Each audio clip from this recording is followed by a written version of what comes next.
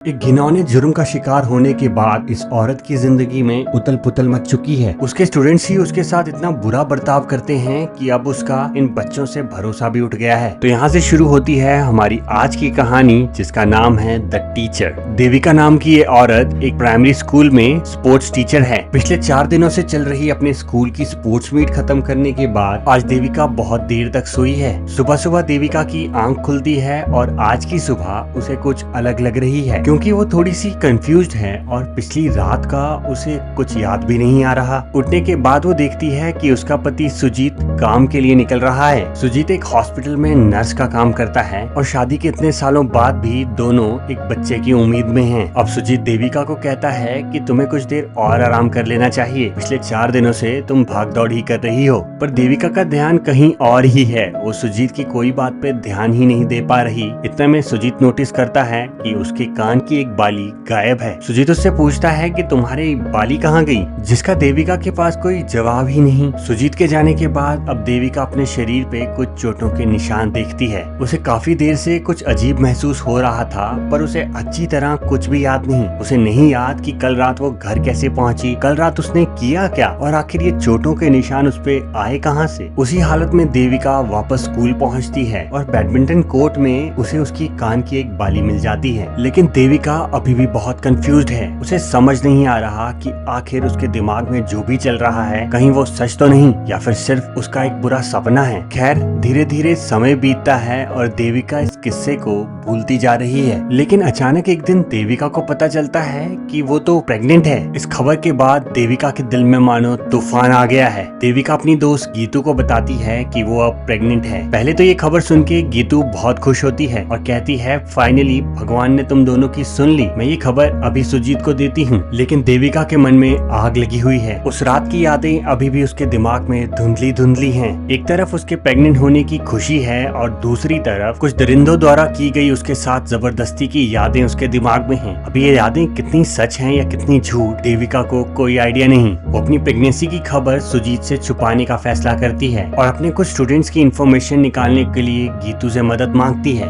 इन students पर देविका को शक है, क्योंकि स्पोर्ट्स मीट वाली रात की आखिरी याद देविका के दिमाग में इन बच्चों की ही है। लेकिन दूसरी तरफ देविका की वो प्रेगनेंसी रिपोर्ट सुजीत के हाथों लग जाती है। सुजीत को जब पता चलता है कि देविका प्रेग्नेंट है, वो बहुत खुश हो जाता है, क्योंकि वो कई सालों से ट्राई कर रहे थे एक बच्चा पैदा करने का और फाइनली भगवान ने उनकी सुन ली है। लेकिन वो ये बात देविका को महसूस नहीं होने देता कि उसे उसकी प्रेगनेंसी के बारे में पता है। सुजीत को यही लग रहा है कि शायद देविका उसे एक सरप्राइज देना चाहती है, इसलिए बिना ये सरप्राइज खराब किए वो वेट करता है देविका के सच बताने का। लेकिन देविका के दिमाग में उस रात की यादें अभी भी ताजा हैं। उसे समझ नहीं आ रहा कि वो सुजीत को कैसे बताए और क्या बताए, क्योंकि अभी उसे भी नहीं पता कि उस रात आखिर हुआ क्या था। इसी बीच देविका को अपने संदीप नाम के स्टूडेंट के बारे में पता चलता है, जो उस रात मौका वारदात पे मौजूद था। और देविका डिसाइड करती है कि सच का पता लगाने के लिए अब उसे संदीप के पास ही जाना पड़ेगा। देविका सुजीत को झूठ बोलती है कि कुछ दिन के लिए वो अपनी माँ के घर में जा रही है, पर अगले ही दिन वो संदीप के घर पहुंचती है। संदीप के घर में उसके बड़े भाई की शादी की तैयारियां चल रही हैं। संदीप उसे देखता है और उसका बहुत खुशी से स्वागत करता है। देविका वहां कुछ समय बिताती है इस उम्मीद में कि शायद उस रात का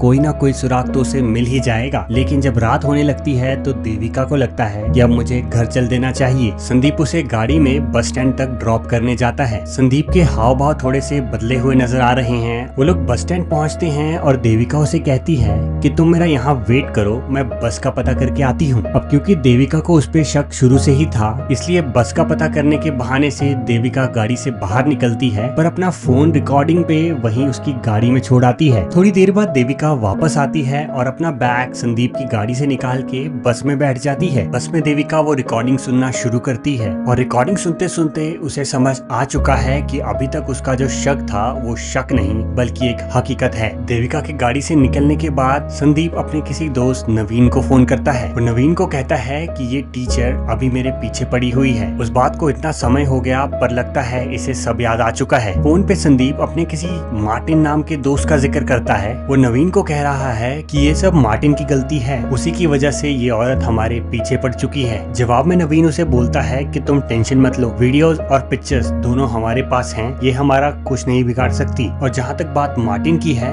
तो वो अभी कोची में है, मैं उसे फोन करके अलर्ट कर देता हूँ। ये सब बातें सुन के देविका की आंखों के सामने उन दरिंदों की शक्लें आ जाती हैं। उस रात जो कुछ भी हुआ था वो देविका को साफ साफ याद आ जाता है। उम्र में भले ही ये देविका के स्टूडेंट्स हों पर इन्होंने जो काम किया है वो किसी शैतान से कम नहीं। उस रात स्पोर्ट्स मीट के बाद देविका सारी क्लासेस को अच्छी तरह चेक कर रही थी और इसी बीच उसे संदीप और उसके कुछ दोस्त बैडमिंटन कोर्ट में जोर जोर से म्यूजिक बजाते हुए सुनाई देते हैं। देविका उन्हें म्यूजिक बंद करने को कहती है और उन्हें सलाह देती है कि अभी उन्हें घर चले जाना चाहिए। और उससे पहले देविका को स्पोर्ट्स मीट की बधाई देने के बहाने मार्टिन उसे एक चॉकलेट देता है। जैसे ही देविका वो चॉकलेट खाती है वो बेहोश होके वहीं गिर जाती है और कुछ देर बाद जब उसे होश आता है तो उसके आसपास कोई भी नहीं है। पूरा स्कूल खाली हो चुका है और वहाँ संदीप और उसके दोस्तों का भी कोई निशान नहीं। तो इस तरह देविका को वो नशे वाली चॉकलेट खिला के संदीप और उसके बाकी दोस्त उसके साथ रेप करते हैं। अब क्योंकि इस हरकत से पहले उन्होंने वो चॉकलेट खिला दी थी और चॉकलेट में एक ऐसा केमिकल शामिल था जिसकी वजह से देविका के साथ उस रात जो भी हुआ उसे अच्छी तरह से कुछ याद नहीं रहा।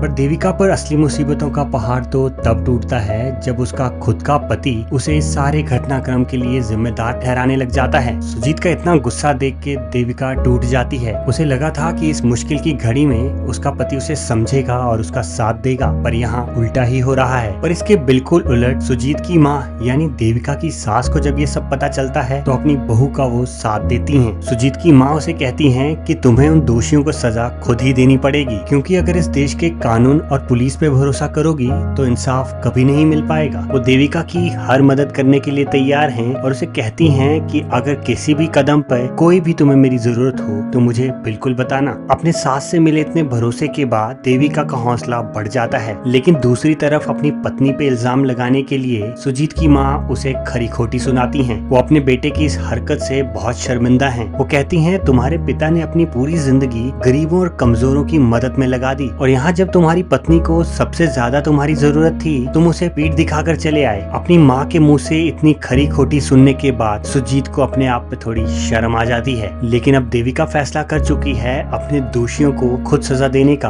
उसे खबर मिली थी कि नवीन और मार्टिन कोची में हैं, इसलिए सबसे पहले वो नवीन के पीछे कोची पहुंचती है। कोची में उसे मनी नाम का ये पुलिस वाला मिलता है जो सुजीत की माँ ने उसकी मदद के लिए भेजा है। मनी और देविका मिलके प्लान बनाते हैं नवीन को एक लॉज में ले आने का। लॉज में बुलाने के बाद उसकी बाकी की सजा देविका डिसाइड करेगी। देविका नवीन से मिलती है और उसे अपनी मीठी मीठी बातों में फुसला के उस लॉज पे आने को तैयार करती है। नवीन उसकी बातों में आ जाता है और अगले दिन वो लॉज पे देविका से मिलने आता है। देविका को लगा था कि उसका प्लान सक्सेसफुल हो रहा है, लेकिन अचानक नवीन देविका को जोर से थप्पड़ मारता है और इतने में उसके बाकी के सारे दोस्त उसी कमरे में पहुंच जाते हैं। यहाँ कहानी में एक ऐसा मोड़ आ चुका है जो देविका ने कभी एक्सपेक्ट नहीं किया था। दरअसल जब देविका पहली बार संदीप से मिली थी तो संदीप को देविका पे उसी वक्त शक हो गया था। उसे लगा ही था कि ये हमारा पीछा अब नहीं छोड़ने वाली, इसलिए उसने नवीन को पहले ही फोन करके अलर्ट कर दिया था। और वहाँ संदीप उसे कहता है कि हम पुरानी बातें भूल चुके हैं, तुम भी हमारा पीछा छोड़ दो। जिन वीडियोस और पिक्चर्स की तुम्हें टेंशन हो रही है वो हम अभी फोन से डिलीट कर देंगे, पर इसके बाद तुम हमारा पीछा छोड़ दोगी। इतना कह के संदीप अपने फोन से उसकी वो सारी पिक्चर्स डिलीट कर देता है जो उन्होंने उस रात रिकॉर्ड की थी और फिर उसके सामने वो सेम मेमोरी कार्ड भी तोड़ता है। लेकिन नवीन देविका को इतनी आसानी से नहीं जाने देगा। उसके गंदे दिमाग में फिर से घिनौनी हरकत उठती है। वो देविका को जलील करता है और उसे जबरदस्ती छूने लग जाता है। उसके बाकी दोस्त उसे मना कर रहे हैं पर उसके दिमाग में कोई असर नहीं। अब देविका के सब्र की हद पार हो चुकी है। जलील होने के बाद देविका थोड़ी दूर जाके दरवाजा बंद कर देती है। संदीप और उसके दोस्तों को समझ नहीं आ रहा कि आखिर ये पागल औरत दरवाजा बंद क्यों कर रही है। लेकिन उसके बाद हमें देखने को मिलता है देविका का